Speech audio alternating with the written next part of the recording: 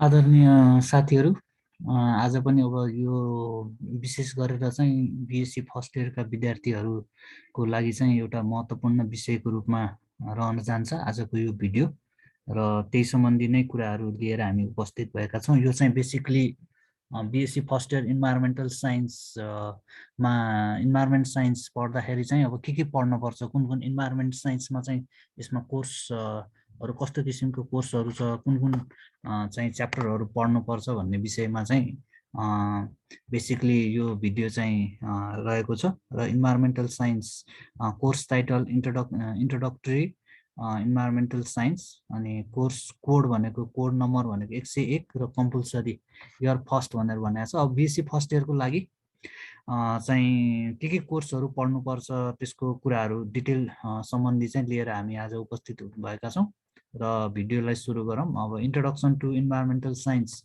सबभन्दा पहिला 25 आवरको त्यो कोर्स हुन्छ भनेको 25 लेक्चरको, अनि त्यसपछि पपुलेसन एन्ड कम्युनिटी एनालाइसिस को चाहिँ फेरि 25 लेक्चर आवरको कोर्स हुन्छ भने अर्को ecosystem dynamics, environmental chemistry, atmospheric environment अनि इन्भाइरोमेन्टल अर्थ साइन्स को चाहिँ सबै गरेर चाहिँ 25 आवरको र टोटल 150 आवर्सको चाहिँ कोर्स हुन जान्छ।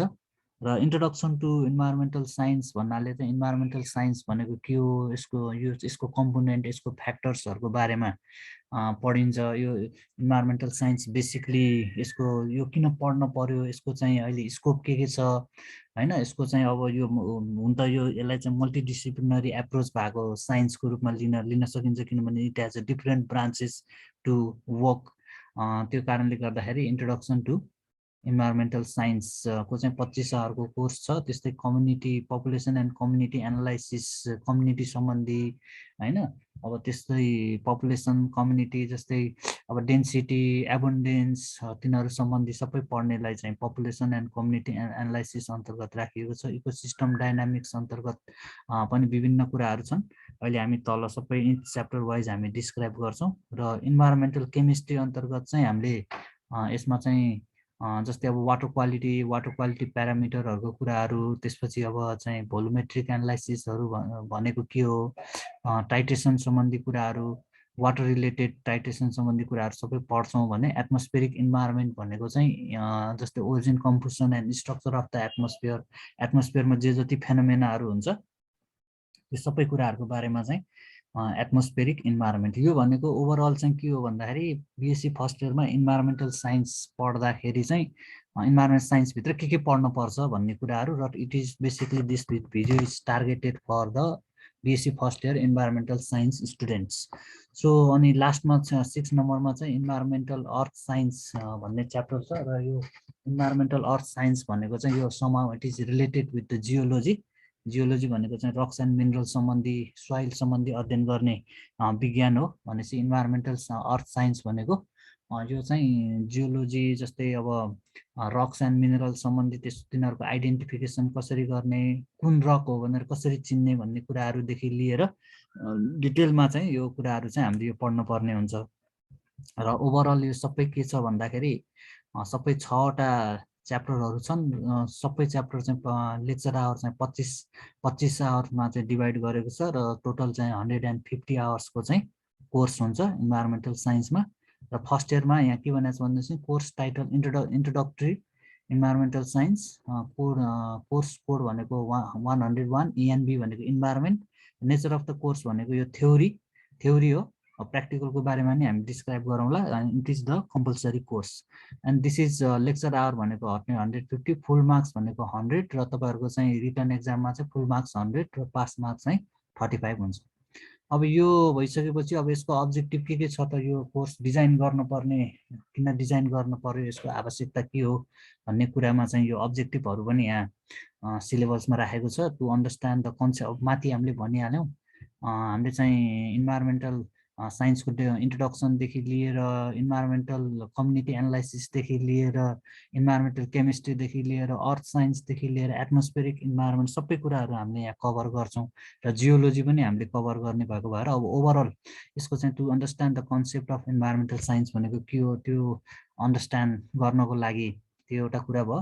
अनि त्यसपछि सोसाइटी कल्चर एन्ड इन्भाइरोमेन्टको कुराहरू भयो। त्यसपछि त्यो familiarize with population community and ecosystem dynamics, जस्तै पपुलेसन भनेको के हो, कम्युनिटी भनेको के हो होइन। त्यसपछि अब इकोसिस्टम डाइनामिक्स भनेको के हो, यो सबै कुराहरू, जस्तै पपुलेसनबाट कम्युनिटी बन्छ, कम्युनिटीबाट सोसाइटी, सोसाइटीबाट नेसन बन्दै जान्छ भनेपछि ओभरअल यो सबैको इन्टरलिङ्क हुन्छ र यसको चाहिँ आफ्नो चाहिँ के छ। जस्तै बेसिकली दिस इज यो चाहिँ इकोलोजीमा चाहिँ यो कुराहरू चाहिँ बढी निस्किन्छ, किनभने स्याम्पल साइजको कुराहरूदेखि लिएर यो चाहिँ तपाईँहरूले प्र्याक्टिकलमा पनि सिक्दै जानुहुन्छ। To provide knowledge on environmental chemistry, अब मैले अघि पनि भने यो चाहिँ अब water related, water quality related कुराहरू यसमा धेरै हुन्छ होइन। भनेपछि to provide the knowledge on basic geology and atmospheric environment भनेको जियोलोजी सम्बन्धी पनि नलेज र एटमोस्फेरिक इन्भाइरोमेन्ट पनि कसरी चाहिँ बनेको हुन्छ भन्ने कुराहरू सबै यो चाहिँ इन्क्लुड गर्न खोजिएको छ बिएससी फर्स्ट इयरको कोर्समा।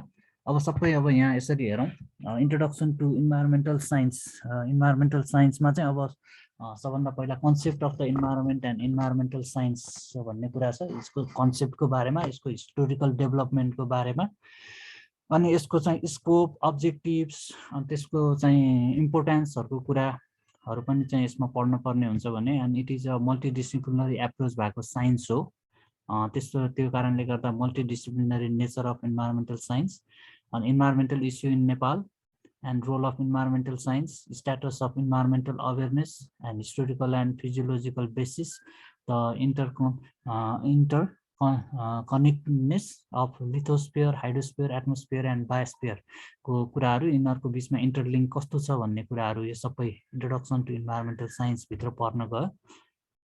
र रिलेसनसिप बिट्विन सोसाइटी एन्ड इन्भाइरोमेन्टको कुरा, कन्सेप्ट अफ ह्युमन सिभिलाइजेसनको कुरा, अनि त्यसपछि अरू सबै कुराहरू जस्तै हन्टिङ एन्ड ग्यादरिङ, अनि त्यसपछि यो सबै चाहिँ डेभलपमेन्टका कुराहरू, अनि मोड अफ प्रोडक्सनदेखि लिएर पपुलेसन ग्रोथ एन्ड इन्भाइरोमेन्टल डिग्रेडेसनको कुराहरूदेखि लिएर use of sociology and anthropological knowledge on environmental conservation, जस्तै अब as well as indigenous knowledge पनि चाहिँ sociological as well as anthropological as well as indigenous नलेजलाई युज गरेर इन्भाइरोमेन्टलाई कसरी म्यानेजमेन्ट गर्ने अथवा इन्भाइरोमेन्टलाई कसरी कन्जर्भ गर्ने भन्ने कुराहरू, डिटेल सबै कुराहरू। अनि त्यसपछि environmental old view and ethics, develop country र डेभलपिङ कन्ट्रीको बिचमा चाहिँ अब इन्भाइरोमेन्टल रिलेटेड इस्युहरू के छ। अब सबै यो कुराहरू चाहिँ के भित्र पर्न गयो भन्दाखेरि इन्ट्रोडक्सन टु इन्भाइरोमेन्टल साइन्स भित्र चाहिँ अब त्यो कुराहरू पढ्नु पर्ने हुन्छ। भनेपछि पपुलेसन एन्ड कम्युनिटी एनालाइसिस भित्र चाहिँ अब जस्तै concept, history, scope, types, ecological hierarchy भन्ने छ। त्यसपछि बायोस्फियर, इभोल्युसन, त्यसपछि ecosystem components and factor, life supporting system, concept of food chain भन्ने अथवा फुड वेब र फुड चेन भनेको के हो।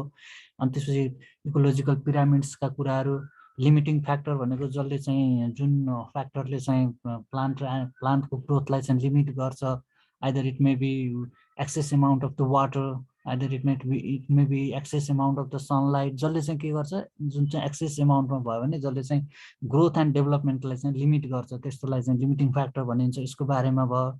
अनि अर्को छ लिबिग ब्ल्याकम्यान ल भन्ने छ, ल अफ टोलरेन्सहरूको कुराहरू, पपुलेसन साइज, जस्तै यसमा चाहिँ size and density, pattern of the dispersion, age, structure, त्यसपछि नेटालिटी, मोर्टालिटी भनेको के हो, potential, biotic potential, dynamics and theory of population growth, त्यसपछि रेट अफ नेचुरल इन्क्रिज, यो सबै कुराहरू चाहिँ केमा पढ्न गयो भन्दाखेरि पपुलेसन एन्ड कम्युनिटी एनालाइसिस भित्र पढ्नुपर्छ। र यसमा अझै अरू कुरा पनि के छ भने कम्युनिटी क्यारेक्टरिस्टिक्सको classification and composition, characters use in the community structure, अनि त्यसपछि इकोलोजिकल डोमिनेन्सको कुराहरू, त्यसपछि हेबिटेट एन्ड निड्सको कुराहरू, किस्टोन स्पेसिसहरूको कुराहरू, इकोटोन भयो, त्यसपछि इज इफेक्टहरूको कुराहरू, यो सबै यसमा पढ्नुपर्छ।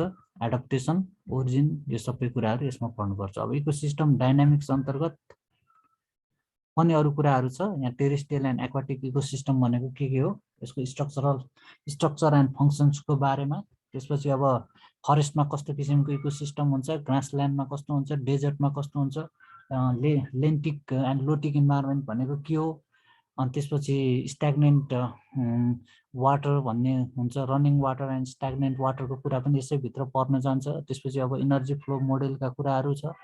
अनि त्यसपछि methods of measuring primary and secondary प्रोडक्टिभिटीको कुराहरू छ।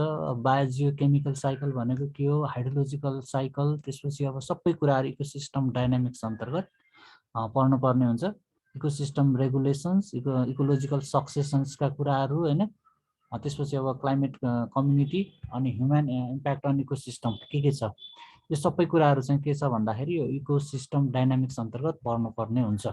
यो पनि 25 आवर्सको। अब इन्भाइरोमेन्टल केमिस्ट्री मैले अघि पनि भनेको जस्तै यो चाहिँ युनिट 4 मा चाहिँ के छ भने इन्भाइरोमेन्टल केमिस्ट्री, यो भनेको चाहिँ इन्भाइरोमेन्टल एनालाइटिकल टेक्निक हो। जति पनि हामीले यो ट्राइटेसनको कुराहरू छ, जस्तै भोलोमेट्रिक एन्ड ग्राभिमेट्रिक एनालाइसिस भयो, पोटेन्सियोमेट्रिक ट्राइटेसन भयो। तपाईँले स्याम्पल ल्याउनुहुन्छ, त्यसलाई चाहिँ के गर्नुहुन्छ, तपाईँले ल्याबमा चाहिँ विभिन्न केमिकलहरूको युज गरेर चाहिँ तपाईँले के गर्नुहुन्छ, टाइटेसन गर्नुहुन्छ र टाइटेसन गरेर तपाईँले रिजल्ट निकाल्नुहुन्छ होइन। भनेपछि अब यो सबै चाहिँ के पर्न जान्छ भने इन्भाइरोमेन्टल केमिस्ट्री अन्तर्गत पर्न जान्छ। Characteristics of atmosphere, atmospheric process and reactions of gases and particulates, त्यसपछि केमिस्ट्री इन ओजोन डिप्लिसन, त्यसपछि अब यसमा कति जति पनि केमिकल रियाक्सन्सहरू हुन्छ त्यो सबै केमिकल रियाक्सनहरू पढ्नुपर्ने हुन्छ। Chemical reagents of global warming, त्यसपछि chemistry of aquatic media, water in the environment, characteristics of water bodies होइन। अब जस्तै major aquatic chemical processes, aquatic chemical process, aquatic इन्भाइरोमेन्टभित्र चाहिँ कस्तो किसिमको चाहिँ एक्वाटिक केमिकल प्रोसेसेसहरू हुन्छ। अनि त्यसको यसमा विभिन्न किसिमको लाइट पेनिट्रेसनको कुराहरू आउँछ। Structure and properties of water होइन, वाटरको स्ट्रक्चर र प्रोपर्टीको बारेमा पढ्नुपर्ने हुन्छ। सोलुबिलिटीको बारेमा, एसिड बेस रियाक्सनको बारेमा, अनि त्यसपछि कार्बनिक एसिड पिएच एन्ड सोलुबिलिटी, त्यसपछि अक्सिडेसन रिडक्सन प्रोसेस भनेको के हो, सोइल केमिस्ट्री कस्तो हुन्छ, अनि त्यसपछि basic concept of colloidal chemistry, त्यसपछि ion exchange reaction in soil, cation exchange र एनायन एक्सचेन्जको कुराहरू आउँछ। त्यसपछि अब पेस्टिसाइड्स क्लासिफिकेसन, पेस्टिसाइड्सको कुराहरू पनि सम्भव पेस्टिसाइड्सको कुराहरू पनि पढ्नुपर्ने हुन्छ र classification, environmental contamination and fate of pesticides in soil, यो सबै कुराहरू हामीले चाहिँ इन्भाइरोमेन्टल केमिस्ट्रीमा पढ्नुपर्ने हुन्छ भने यो 25 मार्क्सको हुन्छ। र अब अर्को छ एटमोस्फेरिक इन्भाइरोमेन्ट अन्तर्गत चाहिँ अब एटमोस्फेरिक फेनोमेना, जस्तै origin, composition and structure of the atmosphere, एटमोस्फियरको कसरी ओरिजिन भयो, त्यसको कम्पोजिसन कस्तो खालको कम्पोजिसन हुन्छ, स्ट्रक्चर कस्तो हुन्छ। अब जस्तै मेट्रोलोजिकल फन्डामेन्टल्स हरूको कुराहरू, रेडिएसन एन्ड हिट बजेटको कुराहरू, त्यसपछि अब जस्तै वाटर भ्यापर, क्लाउड, फग, प्रेसिपिटेसन, त्यसपछि अब एटमोस्फेरिक स्टेबिलिटी भनेको जस्तै अब एडियाबेटिक ल्याप्स रेटको कुराहरू छ। यो सबै कुराहरू के छ भन्दाखेरि एटमोस्फेरिक इन्भाइरोमेन्टभित्र पढ्न पर्ने हुन्छ। यसमा अझै चाहिँ तपाईँले के पनि पढ्नुपर्ने हुन्छ भने जस्तै एक्सट्रिम वेदर इभेन्ट्सहरू भनेर भनेको छ, टर्नाडोज होइन, अनि त्यसपछि ह्युरिकेन्स, जस्तै जुन पनि चाहिँ इभेन्टहरू जुन चाहिँ एकदम एक्सट्रिम रूपमा चाहिँ हुने खालका इभेन्टहरू, जस्तै अब टर्नाडोज, थन्डरस्टर्म भयो, ह्युरिकेन्स भयो, यिनीहरूलाई भनिन्छ एक्सट्रिम वेदर इभेन्ट्स। यो भयो। त्यसपछि अब कन्सेप्ट अफ वेदर एन्ड क्लाइमेटको कुराहरू पनि यही भित्र पर्न जान्छ भने वेदर फोरकास्टिङका कुराहरू, अनि त्यसपछि application of meteorological principle to transport and diffusion of पोलुटेन्ट्सको कुराहरू, मेट्रोलोजिकल फ्याक्टरले चाहिँ transport and diffusion of pollutants हुनमा कस्तो मद्दत गर्छ, पोलुटेन्ट्सलाई डिस्ट्रिब्युट गर्नमा कसरी चाहिँ भूमिका खेलिरहेको हुन्छ भन्ने कुराहरू, टर्बुलेन्स एन्ड डिफ्युजनको कुराहरू छ। अनि त्यो सबै पढ्नुपर्ने हुन्छ केमा भन्दाखेरि एटमोस्फेरिक इन्भाइरोमेन्ट। भनेपछि अब यो पनि 25 आवर्सको हो। And last but not the least, there is another one, environmental earth science. Environmental earth science भनेको बेसिकली यो चाहिँ जियोलोजी रिलेटेड कुराहरू छ। यसमा relationship between geology and environmental science, conceptual framework on earth as a close system, त्यसपछि अब mountain building process, mountain कसरी build भयो होइन, इन्टरनल स्ट्रक्चर अफ अर्थ, त्यसपछि रक्स अफ मिनरल्सको कुराहरू, क्यारेक्टरिस्टिक्स अफ रक्स एन्ड मिनरल्स। अब यो चाहिँ सबै तपाईँले प्र्याक्टिकलमा गर्नुपर्ने हुन्छ यो चाहिँ। अनि classification, types, composition, formation and abundance, अनि त्यसपछि अब टेक्टोनिजम, भल्क्यानिजम, अर्थक्वेक, अनि त्यसपछि geological agent of change, wind, water and ice, landslide and mass wasting भनेको के हो, downward and outward movement of the के अरे स्लोप फर्मिङ मेटेरियल्स भनेर भन्छ। अब त्यसपछि यो ल्यान्डस्लाइड एन्ड मास मुभमेन्टको बारेमा जे होस् अर्थ मा पाइने विभिन्न किसिमका कुराहरू जस्तै अब सोइल, त्यसपछि रक, मिनरल्सहरूको बारेमा चाहिँ इन्भाइरोमेन्टल अर्थ साइन्समा पढ्न पर्ने हुन्छ।